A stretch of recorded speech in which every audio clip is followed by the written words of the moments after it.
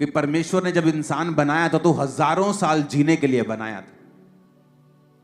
आज मैं एक ऐसा विषय आपसे डिस्कस करूंगा कि अगर ये आपके दिमाग में घुस गई बात तो आप अपनी जिंदगी के खुद जिम्मेवार होंगे और आपको मालूम होगा कि मैं जहां हूं अपनी मर्जी से, अपनी वजह से, अपने डिसीजंस की वजह से हूं, इसमें परमेश्वर का कोई अब लेना देना नहीं है।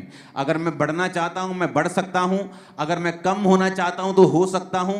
अब ये मेरे हाथ में है, क्योंकि बाइबल कहती है परमेश्वर ने आपको वर्ड दिया है, वचन दिया है। इस वचन के जरिए आप ब्लेस हो सकते हैं, बढ़ सकते हैं, आशीष ले सकते हैं, पीछे भी जा सकते हैं। हालेलुया। अब बहुत से लोगों ने ये बात सुनी होगी कि परमेश्वर ने कहा था अब्राहम को कि मैं तुझे कनान देश दूंगा, मैं तुझे यबूसियों के देश, अमोरियों के देश, कनानियों के, हिब्बियों के, यबूसियों के देश दूंगा। लेकिन कभी ये बात सोचने की कोशिश की है कि क्यों परमेश्वर तुम्हें वो देश देगा? क्या नफरत है परमेश्वर को यबूसियों से, कनानियों से, कि परमेश्वर अब्राहम को कहता था कि मैं ये देश तुझे दूंगा। अगर हम उत्पत्ति 15 उसकी 18 से 21 आयत को पढ़ते हैं तो लिखा, इस दिन यहोवा ने अब्राहम के साथ यह वाचा बांधी कि मिस्र के महानद से लेकर परान नामक बड़े नद तक जितने देश हैं। फिर से पढ़ेंगे, इस दिन यहोवा ने अब्राहम के साथ यह वाचा बांधी कि मिस्र के महानद से लेकर परात नामक बड़े नद तक जितने देश हैं,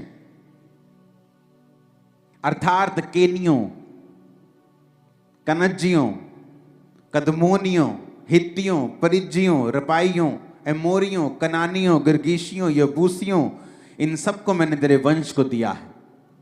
क्या नफरत थी परमेश्वर को इन देशों से कि परमेश्वर ये कहता था कि अब्राहम मैंने ये देश जो है ये तेरे वंश को दिए हैं। उसको पढ़ने के लिए हमें पीछे जाना पड़ेगा।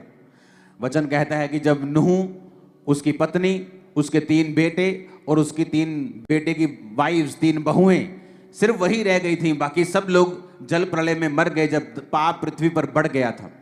और वचन कहता है 1 साल के तकरीबन वो नूह की जो किश्ती थी वो उस किश्ती के अंदर रहे। अमेरिका में उस नूह की किश्ती की एक नकल बनाई है पूरी तरह से, कितनी वो लंबी थी, कितनी ऊंची थी। अब मैं अमेरिका में जाऊंगा इस साल तो मैं वहां पे जरूर जाने वाला हूं देखने के लिए। तो जब वो 1 साल उस किश्ती में रहे और किश्ती से जब बाहर आए तो सिर्फ 8 जन इस पृथ्वी के ऊपर थे। नूह था, उसकी वाइफ थी, 3 बेटे थे और उसकी 3 पत्नियां यानी बहुएं, टोटल 8 जन थे। और वचन कहता है कि नूह के एक बेटे ने नूह को नंगा देखा, क्योंकि नूह शराब पी के जब मदहोश हुआ तो उसको नंगा देखा। और जब 2 बाकी बेटों को उसने बताया कि पिता अंदर नंगा लेटा है तो बाकी 2 जन अपनी पीठ फेर कर गए और नूह के नंगेपन को ना देखकर उसे लपेट दिया और नूह को ढक दिया। ये स्टोरी आपको मालूम है। उसके बाद परमेश्वर का श्राप उस बच्चे पे आया जिसने नंगा देखा था, वो था हाम। और नूह ने कहा, कनान जो था हाम का बेटा, ये भाई बंधुओं के दासों का दास हो। यानी परमेश्वर ने हाम के वंश को श्रापित कर दिया और नीचा कर दिया।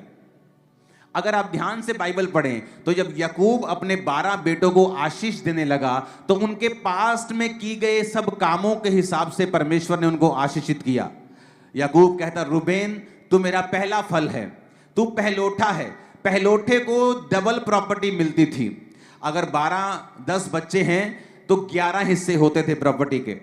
तो 2 हिस्से एक बच्चे को मिलते थे और बाकी एक हिस्सा एक को मिलता था।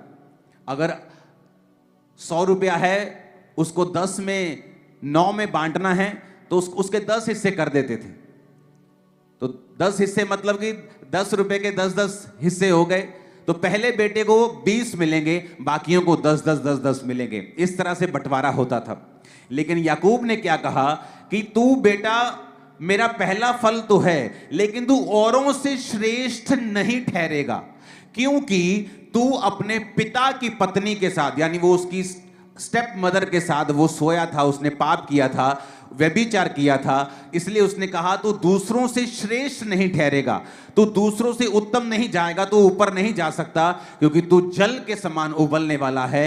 यानी तेरा कोई स्टैंड नहीं है, तेरा कोई तू एक जगह खड़ा नहीं होता, तेरा जिधर पाप ले जाता तू उधर चल पड़ता है।